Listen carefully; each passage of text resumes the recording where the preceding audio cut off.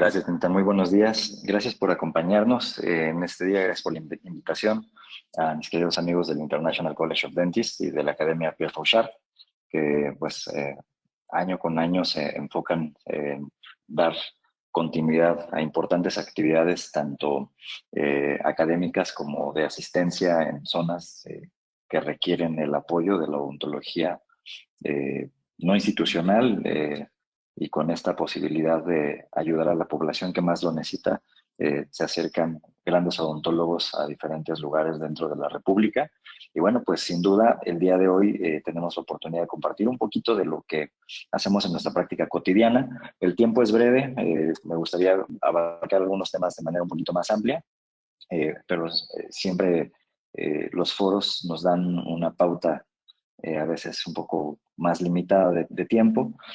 Y el día de hoy vamos a hablar un poquito sobre el manejo de las restauraciones en el segmento posterior, optimizándolas a través de algunos protocolos donde implementamos conceptos de biomodulación para poder hacer mejor nuestra práctica restaurativa en la técnica directa cuando manejamos el segmento posterior. Mi práctica está ubicada en la Ciudad de México. Yo tengo la fortuna de ser nacido, radicado y formado en esta misma ciudad, lo que me hace muy sensible a sus necesidades y también entiendo de repente por cuáles son algunos de los retos que tenemos. Afortunadamente, nuestro país no es uno de esos países donde la gente viva en altos niveles de estrés, cosas que sabemos que de repente deterioran un poco la salud general de las personas, ¿verdad? Y pues lamentablemente, para quienes viven en estos niveles de estrés, pues obviamente hay algunos elementos como pueden ser los órganos dentales que sufren parte de esta descarga cuando la gente tiene niveles de tensión muy altos. Encontramos diferentes maneras del cuerpo de avisarnos. Y pues lamentablemente causamos diferentes niveles de desequilibrio, desde desequilibrio biológico, desequilibrio mecánico, esta parte del manejo de la complejidad de los diferentes elementos que nos permiten preservar la salud y que a veces al perder ese equilibrio nos acercamos a la enfermedad. Es algo que nos obliga lamentablemente a ver a nuestros pacientes de manera cotidiana en diferentes escenarios, ¿no? Y el día de hoy les quiero compartir rápidamente esta reflexión donde nosotros entendemos la compleja interacción entre la invasividad, la complejidad y los riesgos y el costo biológico que involucra el que el paciente tarde en tomar acción y decidirse por llevar a cabo un tratamiento odontológico. Entonces, la práctica restaurativa, regularmente en la técnica directa, la enfocamos en los primeros 3 escenarios que podemos ver en este gráfico de su lado derecho de la pantalla, que es un gráfico compartido por el doctor Howard Farran en Estados Unidos, y él nos habla un poquito sobre esto.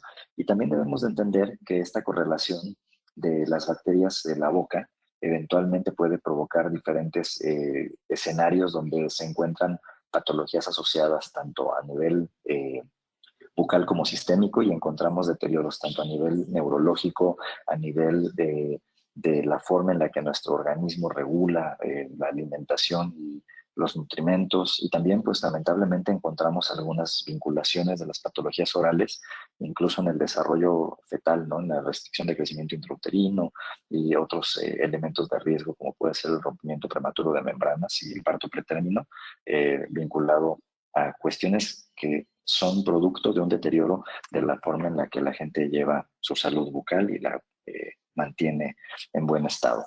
Lamentablemente también, eh, este concepto que les comparto aquí es de un querido amigo, el doctor Víctor Guerrero Munide, de Perú, que hemos platicado ya en algunas ocasiones, hemos dado conferencias juntos, y el ciclo restaurador es una forma en la que nosotros entendemos que los órganos dentales inician un ciclo en el que pierden estructura y se recupera con un biomaterial que eventualmente tiene que ser reemplazado. Y fíjense algo muy peculiar en esta perspectiva. Como yo les he comentado, y antiguamente pues muchos de ustedes que me han acompañado en alguna conferencia, sin duda conocen mi perspectiva al respecto, porque en esta posición he tratado de ser muy claro. Yo soy alguien que he buscado la mínima intervención y la mínima invasión, ambos elementos dentro de mi práctica, y siguiendo las enseñanzas de grandes maestros como este hombre que es un pilar de la odontología, Grim Vardiman Black, que nos hablaba de que iba a llegar un día en el que seguramente íbamos a ser una odontología más preventiva que reparativa, ¿no? Creo que ese sueño todavía no se ha logrado y nos damos cuenta que en la práctica restaurativa seguimos utilizando singularmente conceptos que se han acuñado desde los años 80, como este de Tirschuk y Feierskov, donde nosotros nos podemos dar cuenta de que tenemos más oportunidades de intervenir previo a que la cavitación genere un daño grande a través de mecanismos preventivos y mecanismos de intervención donde podemos evitar que se forme la cavidad. Y tenemos más oportunidades preventivas que restaurativas. Una vez entrada la cavidad, el deterioro total de la restauración o perdón, la estructura dental remanente es un escenario más cercano y tenemos que mantenernos lo más lejos posible de ello. Entonces, indudablemente, las restauraciones cuando se hacen de manera interceptiva o de manera, ya no decir preventiva, pero con una intervención mínima, proyectando dañar lo mínimo posible, pero lo suficiente para poder llevar a cabo una restauración con una longevidad larga, es bastante importante. Entonces, partiendo de estas premisas, nosotros regularmente, ¿por qué tenemos la necesidad de restaurar y cuál es el objetivo de restaurar? En principio, tenemos que tener claro que restauramos los dientes para poder llevar a cabo tres puntos muy particulares, que a mí en lo personal me gusta enumerarlos de esta forma. Lo primero es, un diente cavitado, es imposible el control de placa en él. Entonces, ayudamos a través de la restauración a gestionar el control de placa y esto nos permite disminuir la actividad cariogénica en ese lugar específico. Otra cosa que es sumamente importante es proteger el complejo pulpa-dentina y detener esta lesión, evitando la progresión y el daño que puede generar posteriormente. Al sellar esta estructura, nosotros tenemos la capacidad de poder disminuir la cantidad de daño generado por el avance previo de esta entidad hacia el interior del órgano dental. Y por último, restaurar la función, la forma y la estética del diente, que es por lo que regularmente las personas acuden a nuestra clínica y buscan nuestros servicios odontológicos. En este sentido, nosotros tratamos de utilizar los conceptos de restauración histoanatómica o histomorfológica, el manejo correcto de conceptos de bioemulación para poder utilizar combinaciones de materiales que favorezcan obtener estos escenarios y restaurar la salud de ese órgano dental en particular. ¿Qué otra cosa debemos de buscar? La prevención de la extensión es algo que singularmente nos ayuda y a lo largo de la historia hemos encontrado en la literatura muchos ejemplos muy buenos de cómo podemos nosotros trabajar con estos conceptos, primordialmente buscando técnicas microinvasivas, como hemos visto, por ejemplo, el uso de las resinas infiltrativas en los aspectos proximales. Yo en lo personal las utilizo más en el segmento anterior que en el segmento posterior, creo un poquito más en esa terapéutica en una zona más controlable para mí, donde le puedo dar un seguimiento radiográfico, pero sin duda es una herramienta muy valiosa. Encontramos también diferentes elementos de práctica. Pero hoy por hoy debemos de considerar esto, y esta es una diapositiva que en conjunto con mi amigo el doctor Víctor Guerrero hemos apuntalado con diferentes conceptos, y básicamente nos damos cuenta que la odontología restauradora en la actualidad busca una odontología preventiva. Hoy encontramos materiales como pueden ser los geómeros o los alcacites, que después del ionómero de vidrio dentro de la aplicación para pacientes de alto riesgo de caries, como una eh, herramienta que coadyuva sin duda al tratamiento odontológico en el escenario de alto riesgo de caries, pues nos damos cuenta que hoy tratamos de encontrar mecanismos de diagnóstico temprano para poder llevar a cabo intervenciones adecuadas al nivel de riesgo de caries individual del paciente. Entonces, estos conceptos de la odontología preventiva van muy de la mano con esta odontología no invasiva.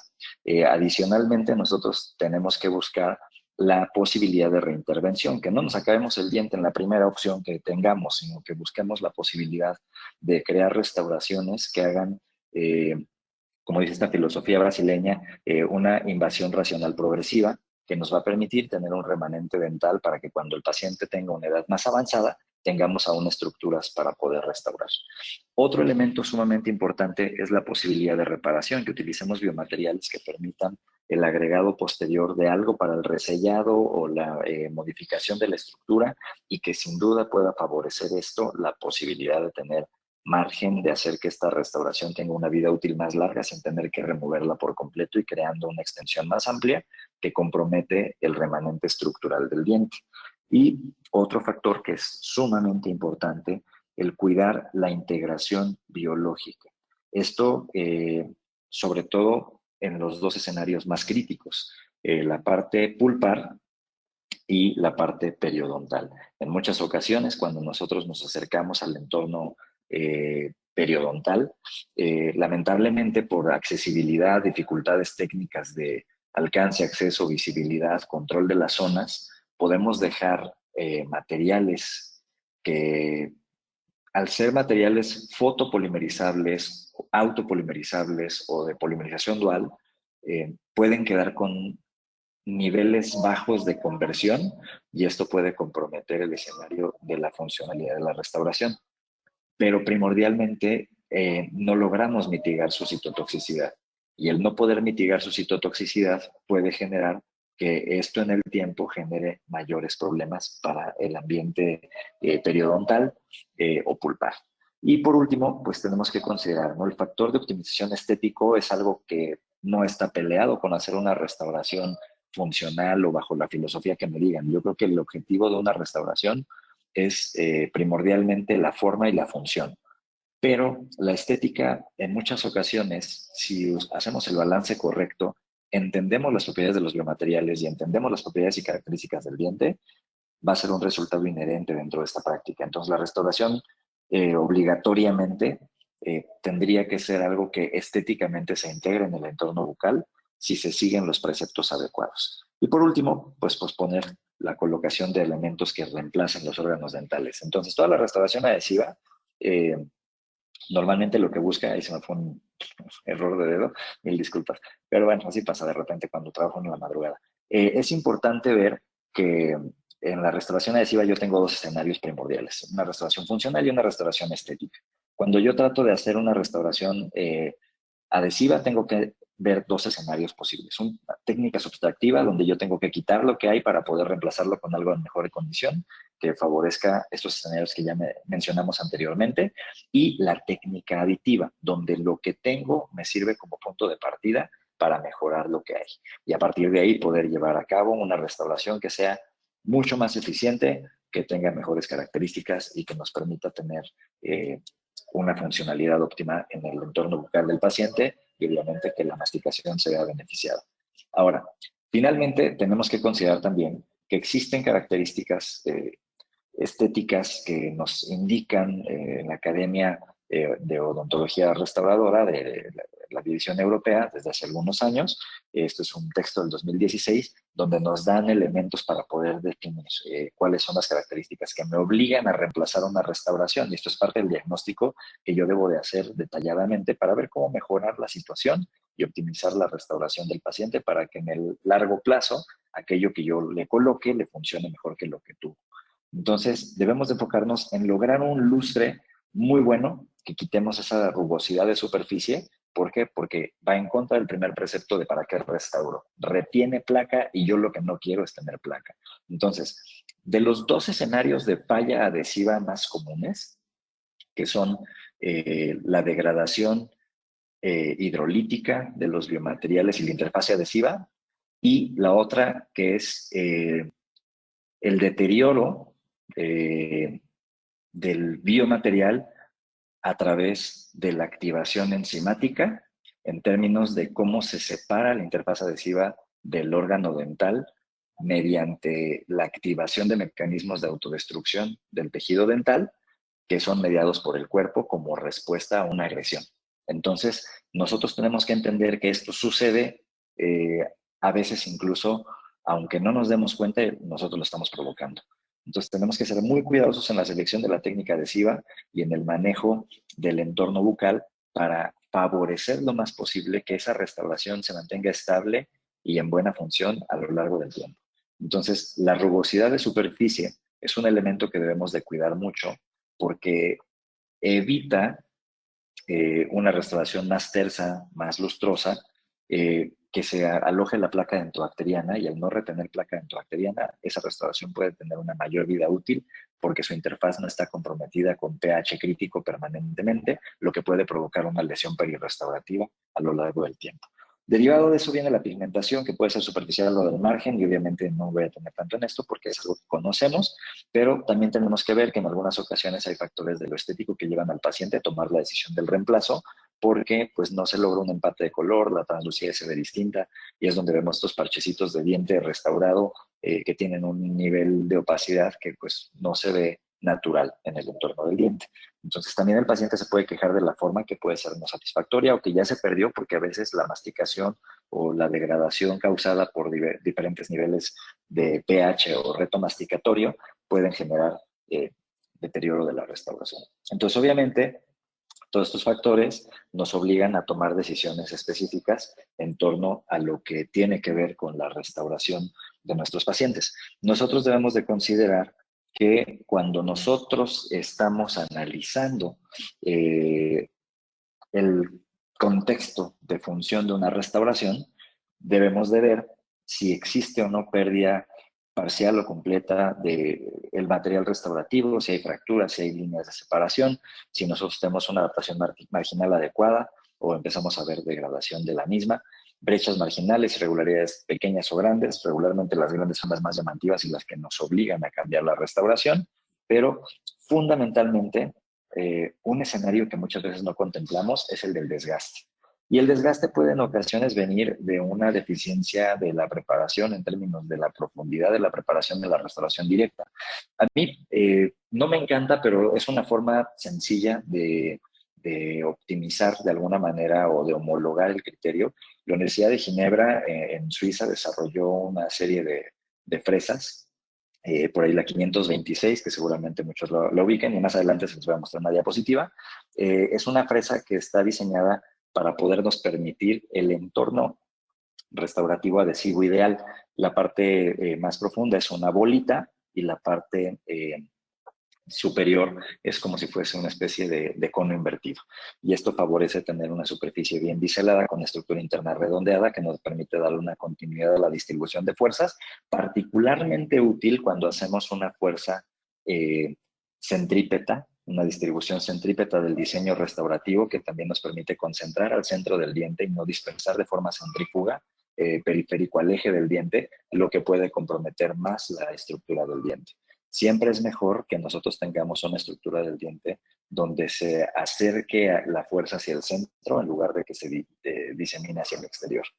Y pues obviamente tenemos que considerar también características que tienen que ver dentro de la función con aspectos de la anatomía proximal, el punto de contacto, que eso tiene que ser optimizado al momento de restaurar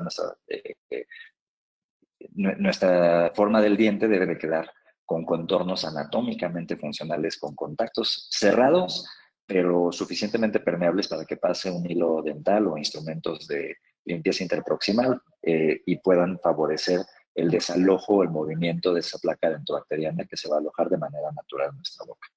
Por último, tenemos que considerar que a veces el contorno de esas restauraciones puede ser insuficiente.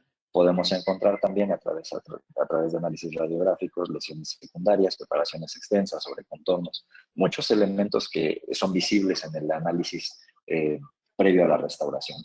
Y por último, entender que muchas veces estas características funcionales, si bien son observadas y analizadas por el dentista, muchas veces son referidas por el paciente, porque en algunas ocasiones pues tenemos escenarios que no le permitieron estar a gusto con la restauración que tiene en boca.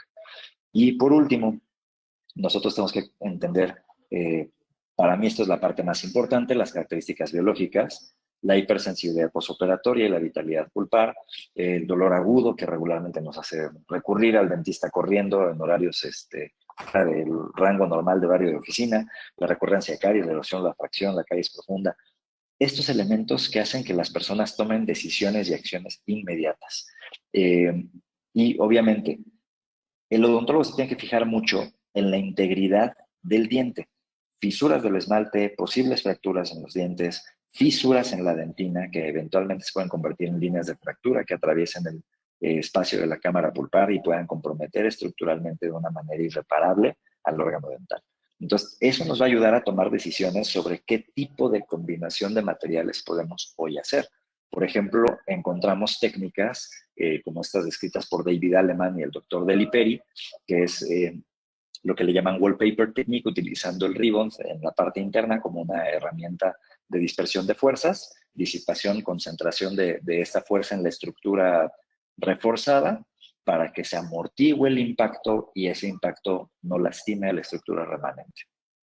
Y encontramos también materiales maravillosos como el Ebrex posterior de la compañía GC, que nos da la pauta también de poder tener un comportamiento biomecánico de esa resina más cercano a la dentina compuesta, perdón, a la resina compuesta más cercano a la dentina, y esto obviamente favorece sin duda la preservación estructural a través de la cohesión generada por una técnica adhesiva. Entonces, por último, obviamente, pues todo aquello que está fracturado nos habla de una sobrecarga funcional y ahí tenemos que tener cuidado en nuestro diseño. Pero un factor que es sumamente importante en las características biológicas, cuando acercamos la restauración al entorno periodontal, debemos ser muy cuidadosos, primordialmente con 3 elementos. En principio, el control de la humedad, cuando estamos cercanos a la zona crevicular, debe de ser crítico. Por lo tanto, buscamos, si se puede, con un fenotipo grueso o un fenotipo entre fino y grueso, digámoslo así, mediano, podemos encontrar la posibilidad de trabajar con aislamiento absoluto con un riesgo mínimo de daño periodontal que pueda provocar después algo más severo, ¿no? Siempre el fenotipo más grueso perdona más la compactación de una grapa. El fenotipo fino a veces es un poquito más delicado y tenemos que buscar la herramienta adecuada de aislamiento, lo más cercano al aislamiento absoluto siempre es bienvenido. Yo trato de hacer todos los casos bajo aislamiento absoluto. A veces hacemos aislamientos modificados para los pacientes que tienen dientes con periodonto delgado, del periodonto fino. Nosotros tenemos que encontrar este fenotipo. Nos permite utilizar elementos como puede ser aislamiento de la zona crevicular utilizando hilos de teflón para compactarlos en el surco y evitar la filtración tanto del interior al exterior como del exterior al interior. ¿Qué otra cosa debemos de cuidar? Por un lado, la humedad. Por otro lado, la selección del adhesivo, que en función del sustrato podemos encontrar mayor o menor afinidad según diferentes características que podamos encontrar. Y hoy por hoy yo les diría que el escenario más recurrente de selección de adhesivos está entre la 4ª generación. Algunos todavía somos usuarios de la 6ª generación, estos adhesivos que ya no recomendaban el grabado con ácido de la estructura dental, se consideran autogravantes, que es la forma en la que se anunciaban comercialmente, pero sabemos que funcionan mucho mejor cuando hacemos un grabado selectivo del esmalte. Y en las lesiones de cercanía periodontal, clases 2, clase 5, en muchas ocasiones encontramos una dificultad técnica muy puntual, que puede ser que a veces no tenemos esmalte remanente. Entonces trabajamos sobre una dentina radicular. Hay que tener ese cuidado para que no grabemos innecesariamente esa dentina. Si no está esclerótica, pues el grabado no va a beneficiar. En el caso de una dentina esclerótica tenemos un comportamiento diferente porque la respuesta química es distinta y la esclerosis dentinaria se produce por el aposicionamiento desde el interior al exterior de cristales de Hiroshiki y Whitlockita que se comportan distinto a la hidroxiapatita natural y obviamente pues no tienen el mismo nivel de resistencia al ácido grabador que podría tener una dentina sana. En este sentido, la dentina sana siempre se va a alterar más y obviamente es esencial que tengamos mecanismos de acondicionamiento retentivo a través de micro retenciones que pueden ser creadas con óxido de aluminio de 27, 30, todo lo que está abajo de 50 micrones es bienvenido. Entonces, hay que considerar también factores importantes como puede ser adicional el control de la humedad, el no dejar charcos de adhesivo que puedan generar lesiones por citotoxicidad, porque el grado de conversión se quede bajo y obviamente también eso puede afectar periodontalmente al paciente, incluso disparar una remodelación ósea y un reposicionamiento de sistema de inserción periodontal. Entonces, obviamente todo esto es algo que en muchas ocasiones es producto iatrogénico porque no se logran controlar ciertas características del manejo clínico de estas situaciones. Entonces, hay que ver, hay pacientes que también son hipersensibles a estos químicos, hay pacientes que les da alergia, y es importante también pues tener claro que no toda la gente recibe igual las restauraciones. Buscar un entorno funcional es algo crítico en la restauración posterior, siempre tratamos de encontrar una guía, ¿no? Ya sea un diente adyacente, un diente del otro lado que esté sano, y si no, dice Jordi Pérez Manauta, un buen amigo, gran odontólogo que escribió ya en conjunto con su esposa Ana Salado entre él 2 libros maravillosos que son Layers. Ambos libros son muy buenos y es una compilación de técnicas primordialmente enfocada en el segmento anterior, pero también con algunos conceptos para la restauración en la parte posterior, que sin duda es algo muy valioso, ¿no? Y Jordi Manauta recomienda siempre tener a la mano un tumbaburros. ¿Qué es un tumbaburros? Pues aquí los que nacimos y crecimos en México conocemos este término. Bueno, es que son más o menos de mi rango de edad, ya los más chavitos tal vez no, pero el tumbaburros era una forma fácil de referencia rápida para un conocimiento que es esencial en la resolución de un problema. Entonces, ¿eso qué nos permite? El poder nosotros tener la posibilidad de guiarnos, de observar una característica necesaria para poder llevar a cabo el copiado de una guía, algo que nos permita llegar a un resultado que estamos buscando. Entonces el tumbaburros es esencial y se vale tener una foto de un diente, se vale tener las líneas básicas de los dientes trazadas, ya sea en papel, en copia, lo que sea, para que nos demos la guía de la anatomía. Pero la base de la necesidad clínica de la restauración directa, en principio, era darle al diente una restauración de un color y características pues, más naturales. El problema de la odontología adhesiva es que inició con una cierta característica de riesgo de falla porque no había mecanismos eficientes para unirla.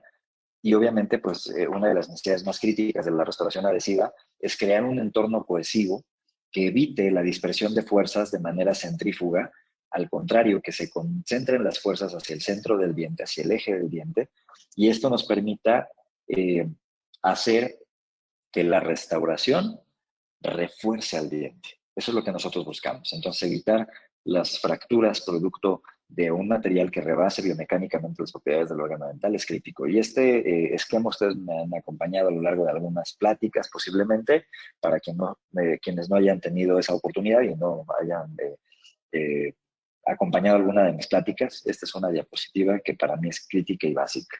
Debemos de crear un diagnóstico biológico, entender el nivel de riesgo de caries del paciente, entender su nivel de placa, entender su habilidad y facilidad de limpieza, entender la parte estructural, cuánto diente me queda, en qué condiciones se encuentra, y mecánicamente cómo puedo hacer que el material restaurador reemplace aquello que le falta de manera eficaz, eficiente. Y obviamente que esta combinación vuelva a la restauración algo funcional en el tiempo y que permita que la restauración tenga el mayor plazo posible de vigencia para devolverle al paciente estas características.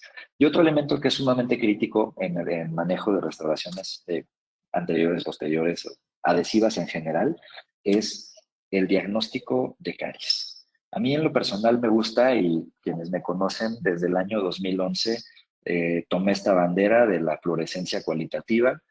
Si bien hay elementos técnicamente más complejos que pueden ser muy funcionales y muy útiles al momento de encontrar ciertas características, como puede ser la técnica de Bifoti, que es una transiluminación del diente fotográficamente analizada con una computadora que nos permite tener un algoritmo que determina si pasa o no la luz y si hay las condiciones de translucidez del esmalte de salud o enfermedad, para determinar si abres o no el diente.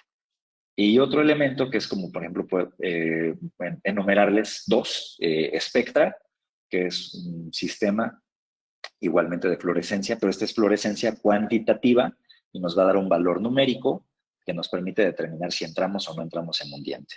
Es un aparato igual de costo alto, sistema de Spectra, ahí sí andan los chicos de Dentadec por ahí metido alguno de ellos, cuesta, si mal no recuerdo, alrededor de 60, 70 mil pesos aproximadamente un dispositivo de estos.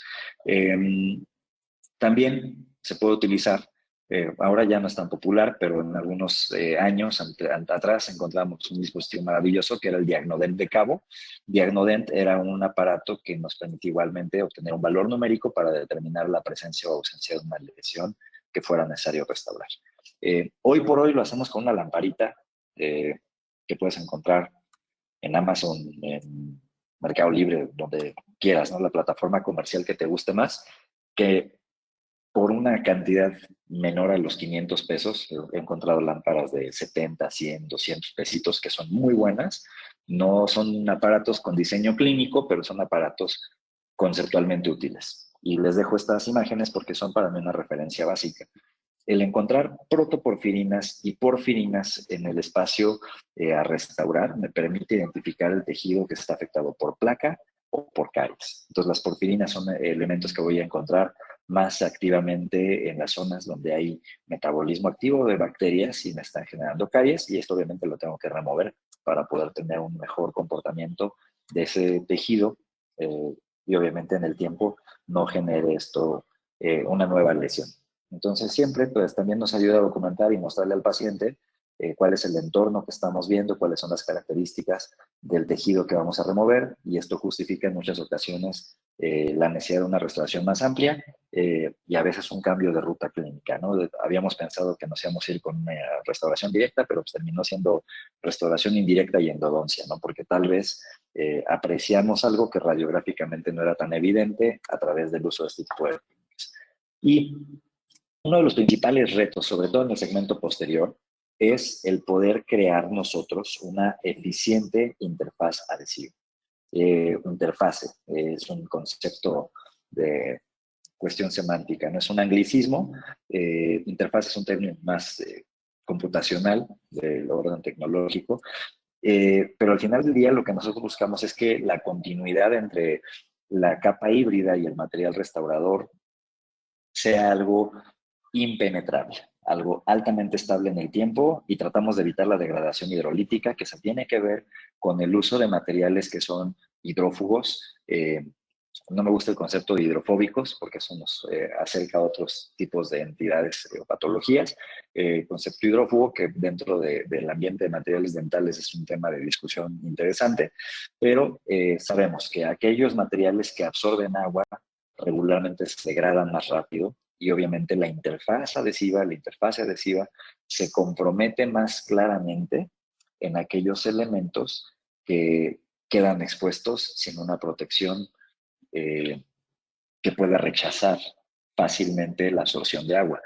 Y son varios elementos los que confluyen para esto. En principio, la selección de un buen adhesivo que tenga propiedades hidrófugas evidentes. Y nosotros hemos trabajado a lo largo de la historia con más de, yo les puedo decir al día de hoy, poco más de 19 sistemas adhesivos. Hemos trabajado con muchos. Hoy por hoy en el consultorio utilizamos de Curaray, utilizamos de Visco, utilizamos de Ivoclar, 3M, está en esta transición interesante de marca. Encontramos también en el escenario herramientas de Coolser, encontramos también, ¿qué les puedo decir? Una gama muy, muy amplia, ¿no? Tokuyama por ahí tiene un adhesivo singularmente curioso de una capa gruesa. Entonces, cada uno de ellos, les puedo decir, son buenos. O sea, no les puedo decir, este es el mejor, porque al final del día en la práctica clínica y en la parte de la investigación siempre vamos a encontrar que va a haber algún sesgo. Lamentablemente, pues todas las compañías tienen la necesidad de vender para recuperar su inversión. No es malo, porque eso nos permite tener alta competitividad y mejores desarrollos para que nuestra práctica clínica se vea beneficiada, obviamente, de esa competitividad de las compañías y de la búsqueda de mejores materiales. Pero algo que es muy importante es enfocarnos en el eje de nuestra restauración, que es el beneficio del paciente. Entonces, a mí lo que más me interesa en la restauración es un sistema fácil de usar, que sea fácil de conservar, que sea fácil de entender, que químicamente se estabilice rápido, que me favorezca en la creación de una interfaz de alta calidad, que dure mucho en el tiempo y que no genere por un pH demasiado ácido un problema de inicio. Que desde el día 1 no se comprometa la integridad de la interfaz adhesiva a través de un pH del material muy ácido, abajo de 2, que pueda provocar una reacción en la dentina de activación de catepsin-cisteínas o metaloproteinasas de matriz, que con el tiempo se vuelven el enemigo de mi interfaz adhesiva. Y finalmente, pues entender, ¿no?, que todas las restauraciones que son debidamente colocadas sobre el diente tienen estos dos elementos, hidrólisis y activación enzimática, como factores de riesgo de degradación de esta unión entre la restauración y el diente. Entonces, entre mayor estrés mecánico, que esto es derivado de la forma en la que diseñamos la cavidad y el cómo distribuimos la fuerza oclusal que recibe una restauración, eso lo decide el dentista. La forma de distribución de las capas de resina lo decide el dentista. La forma en la que el aspecto térmico o hidrolítico afectan al material, eso lo analiza el fabricante y nos tienen que entregar materiales comercialmente disponibles que subsanen perfectamente esta necesidad. Y obviamente que no activen el factor enzimático, ¿no? Entonces, por ahí, esto lo he mencionado muchas veces, lo voy a pasar muy rápido, pero ¿cuánto tiempo debe durar una restauración dental en técnica directa, sobre todo en el segmento posterior?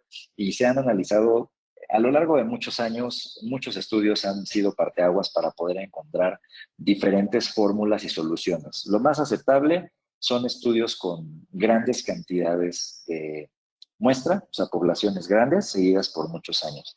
Y este del doctor Rodolfo da Rosa me gusta mucho como referencia porque él habla obviamente de diferentes elementos críticos, ¿no? Que indudablemente el seguimiento de 22 años para mí es algo muy, muy bueno. Y les puedo decir esto, en mi propia boca yo tengo restauraciones que ya están cumpliendo 24 años. Entonces me las deben de haber puesto como cuando tenía yo unos 3 más o menos. No, no es cierto.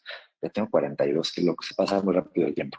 Pero sin duda es algo que fundamentalmente hemos perseguido a lo largo de muchos años.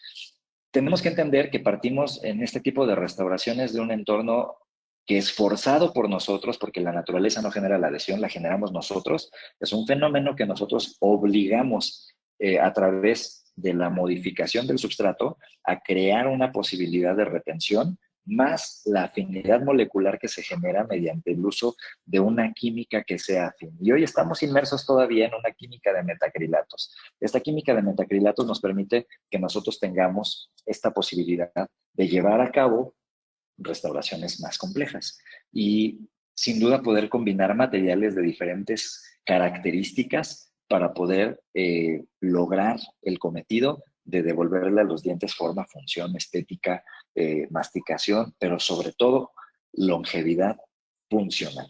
Esto para mí es crítico, devolver salud y longevidad funcional. Entonces, vean este diente. Este diente es uno de esos retos que muchas veces nos quedamos pensando, bueno, ¿y pues qué me queda? ¿No? Pues hacerle una corona, hacerle obligatoriamente endodoncia, ponerle un poste, pero a veces la economía del paciente no te da para ello. Entonces tienes que adecuarte a técnicas que abusan un poco del material, pero que favorecen el uso de estos materiales en la práctica clínica, obedeciendo obviamente principios inviolables en su función, digámoslo así, rectora de cómo llevar a cabo la determinación o la prescripción de un material u otro. Indudablemente, los materiales directos están hechos para trabajar en un entorno con contención periférica de esmalte.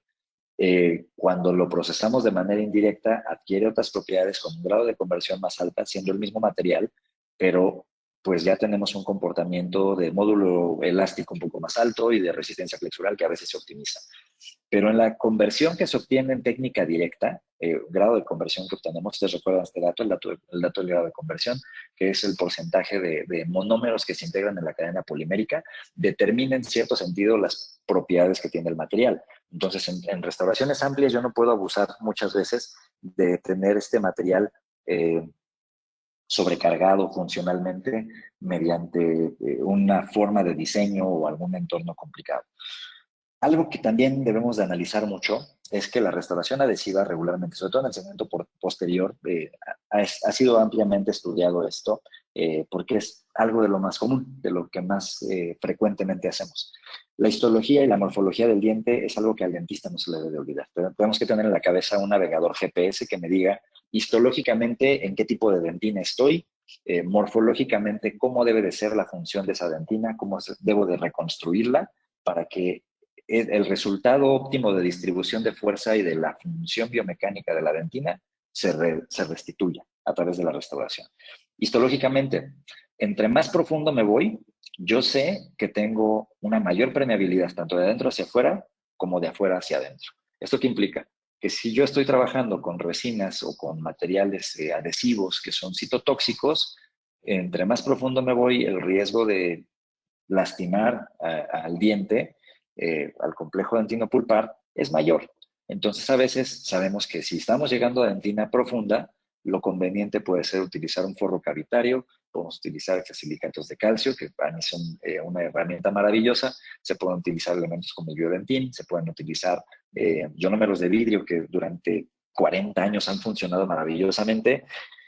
Depende de lo que funcione en tus manos, el material que conozcas mejor y sobre todo lo que tengas disponible en el alcance económico de donde estés trabajando y que lo que puedan pagar tus pacientes también es sumamente importante. Pero esto sí los voy a decir como un consejo que yo recibí hace muchos años de un querido gran maestro, el doctor Arturo Fernández Pedrero, que es mi vecino el día de hoy porque estoy aquí en el aula de restauradora avanzada. Así que lo tengo cruzando la puerta. Indudablemente, los dentistas tenemos que invertir en cosas esenciales. Primero, educación. Y lo que más invierto en educación es tiempo. Dos, en materiales. No podemos escatimar en costos de materiales. Tenemos que invertir en buenos materiales. Tres, buenos laboratorios. Trabajar con laboratorios de excelencia que optimicen sus procesos y nos brinden la certeza de que tienen materiales de alta calidad y que los trabajan de la manera correcta. Y estos elementos nos ayudan mucho en llevar a cabo una práctica más segura. Pero regresando al entorno de la restauración directa, es importante entender que la adhesión como un mecanismo de integración restaurativo, obviamente es algo que debemos de controlar mucho. ¿Cuál es la mejor manera de controlar la adhesión? Viendo lo que hacemos, controlando el entorno de humedad, controlando el acceso y la visibilidad. Lo más sencillo para lograr estos elementos es algo de lo más complejo de hacer, que es el aislamiento absoluto. Y de esto hay cualquier cantidad de cursos, información. Les recomiendo uno muy encarecidamente, si bien el curso presencial de mi querido amigo Víctor Guerrero es una obra de arte, es un gran maestro. Yo he tenido la fortuna de tomar cursos con él, de dar conferencias con él. Nos hemos hermanado desde los últimos 9 años a través de una conexión primero en línea y que después tuvimos la fortuna de convivir presencialmente. Gran maestro también por ahí, para mí el doctor Salomón Feinsilver, que me enseñó muchos de estos beneficios de la técnica restaurativa bajo aislamiento absoluto. Próximamente estaremos dando un curso juntos en la Ciudad de México. Y otro gran maestro también, el doctor Roberto Magallanes Ramos, un gran operador que brilla en su calidad clínica. Indudablemente, y como muchos otros clínicos que yo conozco que son sobresalientes, que no tengo tanto tiempo para enumerarlos, pero que sin duda han aportado mucho en la técnica. Hoy les puedo decir otro curso que vale mucho la pena en línea, que es un recurso muy bueno, es el del doctor Kalim Pop, si quieren anoten. El doctor Kalim Pop tiene un curso de aislamiento muy bueno, con un costo bastante razonable para quien quiere dedicarle un poquito de tiempo a esto. Y finalmente, propiedades ópticas, mecánicas y afinidad biológica del material restaurador. Es esencial que nosotros dominemos ciertas características de los biomateriales dentales para poder hacer más eficiente nuestro trabajo y podamos mejorar las características de nuestra restauración. Primero, entendiendo la necesidad restaurativa, histomorfológicamente hablando. La dentina debe de ser cóncava, la dentina debe de ser opaca, la dentina no puede ser una capa muy gruesa, la dentina tiene que quedar como una especie de manopla de béisbol al momento de hacer la restauración para que nos permita amortiguar de la mejor manera posible la fuerza que el diente recibe y obviamente eso favorece que el entorno de distribución de fuerzas esté más equilibrado. En el caso del esmalte, el esmalte está diseñado para aguantar trancazos. El esmalte es una superficie que tiene que atravesar lo que comemos y nos tiene que dar la capacidad de aguantar esos impactos. ¿Cuál es el problema con las resinas compuestas? Que obviamente en muchas ocasiones la amplitud es un reto importante. ¿Qué se ha hecho? Pues utilizar monómeros de multicadenas cruzadas. Hoy encontramos monómeros de moléculas más pesadas. No me voy a detener tanto en las marcas, pero de los más innovadores hemos encontrado algunas muy buenas partículas de relleno basadas en circonio que a lo largo de los últimos 25 años han evolucionado un montón. pero sin duda seguimos trabajando con el concepto de resinas nanohíbridas. Es uno de los principales recursos que tenemos en la actualidad y las resinas nanohíbridas siguen siendo las reinas de la odontología restauradora directa. Y encontramos Ivoclar, encontramos Culser, encontramos Care, encontramos maravillosos elementos en Ultraden. Yo les puedo decir, yo he trabajado muy bien los últimos años, ya llevo algunos años, ya no quiero decir tantos porque me quemo de la edad bien feo, pero he trabajado mucho con casos de Ivoclar con seguimientos de ya más de 15 años, restauraciones hechas con materiales de Culser con muy buenos resultados, tema de opacidad interesante que hay que tratar de controlar bien, materiales maravillosos también, como puede ser la resina Forma de Ultradento, y se porta bastante bonito. Y les puedo decir que como estos hay varios ejemplos. No les puedo decir, esta resina es la mejor. La mejor resina es la que funciona y se adapta mejor a tus manos y con la que entregas el mejor resultado posible. Pero hay que recordar esto. La resina está codificada. Esmalte, dentina, translúcido. En el sistema que sea. Puede ser sistema Vita, sistema no Vita.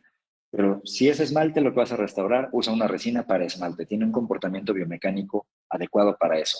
Tiene una química adecuada para eso. Te permite pulir de manera eficiente para que tú puedas permitir que la placa antibacteriana no se pegue, que el mantenimiento sea menor, que si le das el tiempo de pulido necesario, que es un mínimo de 10 segundos por cada goma de pulido que tú apliques, en revoluciones que no rebasen las 10.000 en casi todos los sistemas, entre 6.000 y 9.000 para mí es el punto de equilibrio perfecto, y de preferencia siempre con irrigación, con humedad.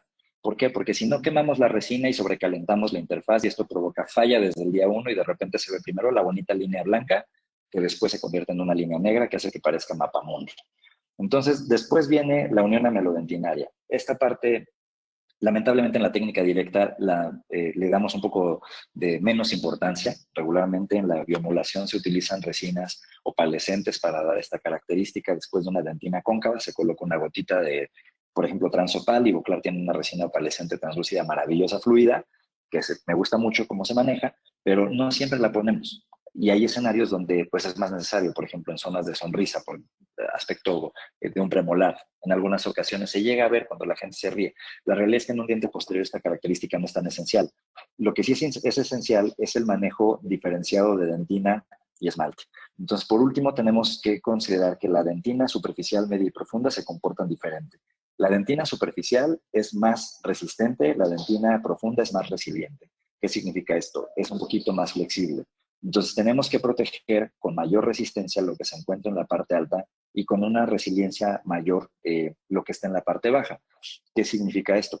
Roberto Schiafico desde hace más de 25 años ha documentado el uso de una capa de material resinoso fluido que nos permite crear como una capa viscoelástica que absorbe la fuerza, la distribuye un poquito sobre la interfaz adhesiva y obviamente esto nos permite tener un mejor comportamiento biomecánico de la resina adicional a la mejora que se tiene en el manejo de la estratificación porque permite una mejor adherencia entre esta capa que se coloca sobre el adhesivo como un liner y encima de ello nosotros ya podemos empezar a trabajar una estratificación histoanatómica mucho más puntual y más eficiente. Ahora, este enfoque histoanatómico con biconvexidad en el esmalte favorece que aumente la resistencia del órgano dental restaurado. Y en la dentina yo tengo que buscar una biconcavidad que amortigüe tanto en la parte externa, labial, palatina, el impacto, cargas laterales, tangenciales, pero sobre todo la amortiguación paralela de la fuerza compresiva. Esto es algo muy importante para el órgano dental y sobre todo para la protección estructural y primordialmente para evitar una lesión de este complejo dentinopulpar que es tan frágil. Entonces nuestra restauración, cuando hablamos de técnica directa, tiene que tener estos elementos. Equilibrio entre el material elegido para cambiar o sustituir a una estructura perdida con un material que tiene las características adecuadas. Y obviamente el diseño correcto. Entonces la dentina tiene que ser bicóncava, el esmalte tiene que ser biconvexo. Para ello nos sirven mucho las técnicas que son estratificadas por segmentos pequeños. Y a mí me gusta mucho utilizar una técnica que yo tuve la fortuna de aprender de textos y de libros, primero de maestros brasileños, que eran el doctor Paulo Cano, el doctor Luis Narciso Baratieri, hacer pequeñas bolitas de resina y dejarlas caer desde la vertiente hacia la poceta central. Y esto nos permite tener una característica de esmalte que da esta convexidad, que incrementa la resistencia y que favorece que el comportamiento biomecánico y la vida útil sean más largos. Pero también utilizamos materiales directos para poder optimizar el entorno de base de una restauración indirecta más adelante. Entonces, en muchas ocasiones utilizamos resinas de dentina, resinas de reconstrucción de muñón, de núcleo, para poder llenar espacios a través de 3 técnicas básicas, que son Immediate Dentin Sealing, o le llaman Dual Bonding, o también hay quien le llama lo del Resin Coating, que es como una versión más moderna de lo mismo, pero son conceptos que desde los años 90 conocemos y han acompañado la odontología restaurativa conservadora por mucho tiempo. Otro elemento que es muy importante es el blockout, que es una forma en la que nosotros podemos llenar espacios de retención en una preparación indirecta a través de materiales directos. Y finalmente, la técnica del build-up, que es la reconstrucción de la dentina parcialmente para poder incrementar la resistencia de ese órgano dental, sobre todo en la superficie del complejo dentinopulpar. Techo pulpar es algo lo más común, o paredes axiales, donde podemos requerir en muchas ocasiones de un poquito de refuerzo de material para evitar que la fuerza caiga directamente sobre la estructura protegida por este entorno dentinario más delicado. Entonces, obviamente, la invasión necesaria determina ciertos materiales. A veces trabajamos con técnica directa o con técnica indirecta, con la resina, y encontramos diferentes diseños. A mí, en lo personal, me gusta mucho seguir diferentes formas de analizar. Y sin duda, ¿no? Podemos ver algo muy importante en el caso particular de las restauraciones directas contra las indirectas. Este trabajo de Ocknam y Frankenberger para mí es maravilloso, con un refuerzo grandioso que es Pascal Magne. Y pues obviamente siempre se puede priorizar la necesidad conservadora, ¿no? Entonces, podemos utilizar diferentes escenarios de restauración con técnicas directas o indirectas, dependiendo de la destrucción del órgano dental. Entre más grande, más nos acerca a la necesidad de una indirecta y a un recubrimiento cuspideo.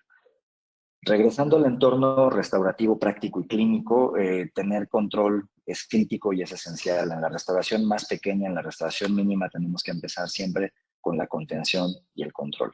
El control del campo de trabajo es básico, el control de la humedad, la optimización del tiempo de trabajo, retracción de labios y carrillos para facilitar que tengamos acceso y podamos visualizar perfectamente la zona que estamos trabajando, y obviamente pues evitar daños y accidentes, ¿no?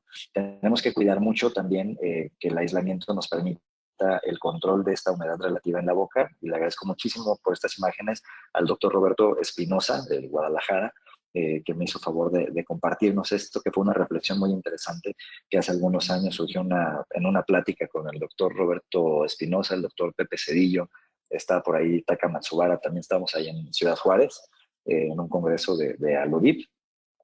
Bueno, era de Amodil en aquella ocasión, y hablábamos del tema de qué pasaba con la humedad en la boca, y si había manera de medirlo, ¿no? Y su relevancia clínica. Y un par de años después obtienen estas imágenes maravillosas de algo que ya venían estudiando de mucho tiempo atrás el doctor Roberto Espinosa, el doctor Roberto Valencia, el doctor Pepe Cedillo, mostrándonos la influencia negativa que tiene el exceso de humedad relativa en la boca, en la interfaz adhesiva, particularmente sobre la capa híbrida, la vinculación que se tiene con el material restaurador, no se rompen por completo las uniones.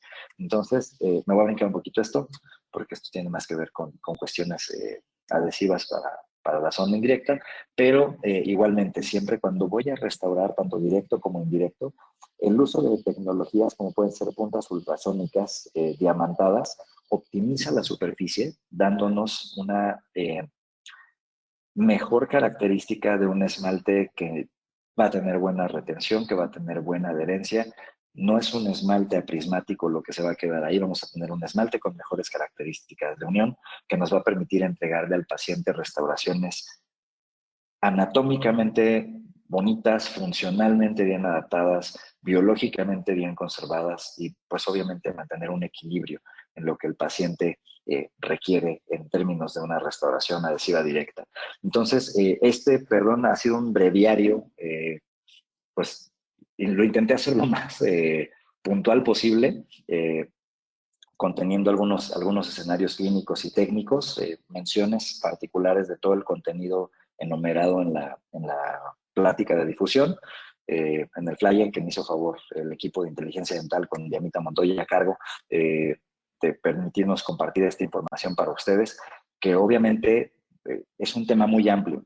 Es un tema largo. Para mí regularmente, estos son varias clases en mi entorno de mi hábitat natural, que es el aula, en diferentes posiciones de repente, licenciatura, posgrado. He tenido la fortuna de compartir con chicos con más experiencia, con chicos con menos experiencia, con profesores, con colegas, con amigos que a lo largo del tiempo pues igual han estudiado diferentes características de este tipo de trabajo.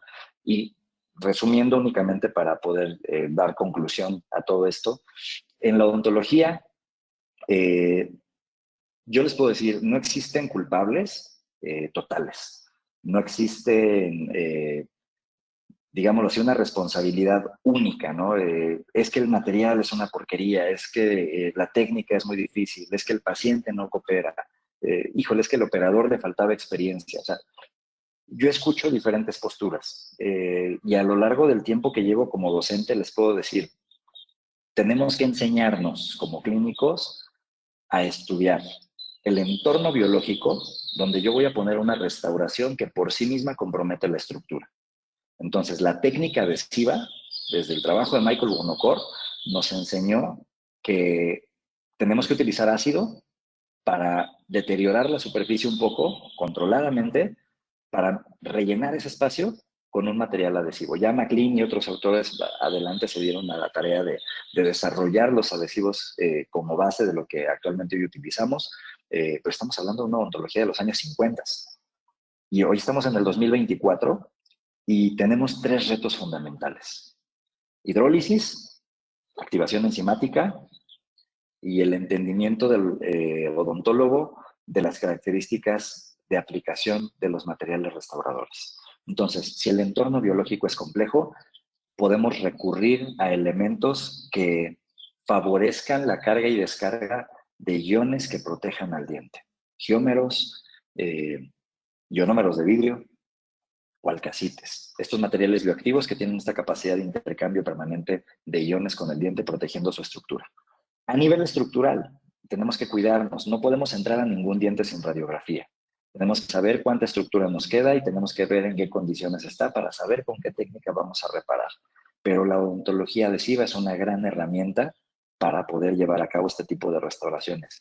Ya en el futuro, tal vez no tan cercano para México, pero ya un poco más cercano en otros países, ya se habla de regeneración dentinaria, ya se habla de activación con microondas de fracturas para poder estimular el odontoblasto y cerrarlas. Estamos viendo escenarios reparativos, autorregenerativos muy evolucionados, pero que todavía no son una realidad general. Entonces, la odontología adhesiva sigue siendo una gran aliada, pero tenemos que entender la biología, la mecánica, la estructura remanente y sobre todo conocer los materiales con los que vamos a trabajar. Recordar, siempre la restauración adhesiva lleva un acondicionamiento adhesivo, un liner que amortigue la distribución de cargas y favorezca la colocación del material posteriormente, tener una dentina cóncava y un esmalte convexo. Las técnicas centrípetas, las técnicas histomorfológicas o histoanatómicas que enseñamos en diferentes cursos en el país. Igual más adelante, si me dan oportunidad de inteligencia dental, a mí me gustaría hacer a lo mejor algo demostrativo para ustedes, para que nos podamos enlazar a estos conceptos de una manera práctica. Será un taller virtual muy interesante, pero sin duda el podernos vincular de una manera clínicamente asequible a estos conceptos que nos han acompañado por mucho tiempo y que hoy nos permiten entregar restauraciones de más alta calidad. Entonces, indudablemente, nosotros debemos de tener claros estos elementos porque al final del día se tienen que integrar en un entorno que a través de la adhesión optimice la calidad de vida del paciente y la longevidad de este órgano dental que estamos restaurando. Entonces, doctores, el ambiente es esencial, pero más allá de todo eso, lo que hace totalmente la diferencia es la conciencia del operador, su capacidad de habilidad clínica y el nivel de entrenamiento que se adquiere tanto con conocimiento y tiempo dedicado a la práctica y estudio, como lo que lograste recibir en tu enseñanza en la formación académica. Y esto es algo que les dejo como una invitación muy abierta. México tiene una abundante cantera de talentos. Muchos de ellos están aquí ya documentados en inteligencia dental y en otras herramientas en línea que aportan y que comparten mucha información útil para nuestra práctica clínica. Yo de repente me caracterizo por hacer, sin duda en la parte presencial y en los cursos, aportamos información que es muy práctica, y en la parte virtual me he enfocado más en reflexiones, porque a veces es difícil acotar tantas técnicas necesarias en una plática de un tiempo corto, eh, y a veces mi necesidad verborreica me hace un poco más compleja esta tarea. Pero simplemente les puedo decir esto. Eh, es difícil hacer odontología restauradora directa, sin duda. Clases 1, clases 2, las clases 2 son las más complejas, las clases 1 son las más frecuentes y siguen siendo las más prevalentes, y sigue siendo, en mi caso, cerca del 20 al 30% de lo que me llega en la clínica, porque si bien el 70% de mi práctica es restaurativa, otra parte es preventiva y otra parte es implantes en muchas ocasiones y cuestiones quirúrgicas. No les puedo decir que siga siendo eh, algo que vaya a la baja. Al contrario, la odontología restaurativa me preocupa, porque muchos estamos formando odontólogos para mejorar la forma en la que restauramos, pero seguimos teniendo la necesidad de restaurar, lamentablemente, a muchos pacientitos que tienen entornos de falla y que tienen entornos de restauraciones que han fracasado a lo largo del tiempo, donde nos hemos dado cuenta de que lamentablemente en muchas ocasiones los procesos restaurativos no son lo que quisiéramos. Entonces, finalmente, les voy a compartir rapidísimo una última reflexión relativa al manejo de la anatomía. Si bien hablamos de una configuración histomorfológica, tenemos que buscar una oclusión funcional. Y esta oclusión funcional parte del entendimiento anatómico. Esto lo compartimos en talleres, esto lo compartimos en clínica, pero a mí me gusta compartirlo también, si tenemos oportunidad, me robo un par de minutitos más acá del equipo de Diana y de los odontonautas. No me quiero extender porque normalmente me pasa. Simplemente usar este tipo de sonda favorece cuando tú te apoyas en el remanente de la vertiente hacia la foseta central, y puedes obtener rápidamente una mejor anatomía, una característica de integración histomorfológica que permita una oclusión mejor para el paciente, que te dificulte el tener puntos de interferencia o complicaciones en el manejo del terminado y del pulido.